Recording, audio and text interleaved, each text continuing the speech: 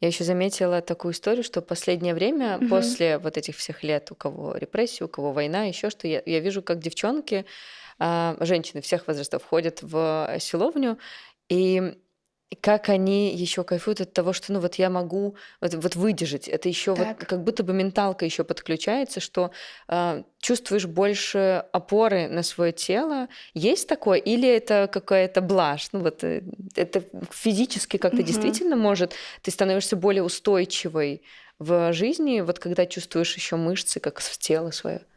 100% гэта і на мне спрацавала, і я бачу гэта па сваіх кліентках, і, дарэчы, ёсць даследаванні на гэтую тэму. Вось, што наконт даследаванняў, сапраўды зараз моцна вывучаецца сувязь фізічных практыкаванняў і псіхалагічнага стану.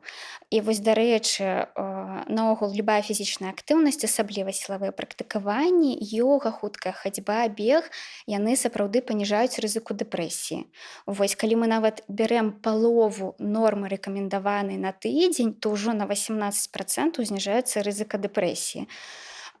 І нават у тых людзей, у якіх ёсць дэпрэсія, зразумела, калі яны ўжо у стане штосьці рабіць разам з медыкаментамі, фізічная актыўнасць вельмі крута працуе. Ну, то бок гэта ўжо даследавана праз метааналізы. Я таксама гэта на сабе адчула, таму што вось пакуль такі складаны час, вось апошнія 5 гадоў у Беларусі. Я даўно займалася сілавымі, але гэта было так нерэгулярна. А так атрымалася, што вось моя сяброўка таксама атрымала адукацыю, стала фітнес-трэнеркай. Я тады яшчэ гэтым так прафесійна не займалася. Гэта знак, я буду хадзіць да яе на Мгм. трэніроўкі. І я пачала да яе хадзіць рэгулярна у вельмі такі складаны перыяд час для маёй сям'і, калі вось мой муж быў у турме.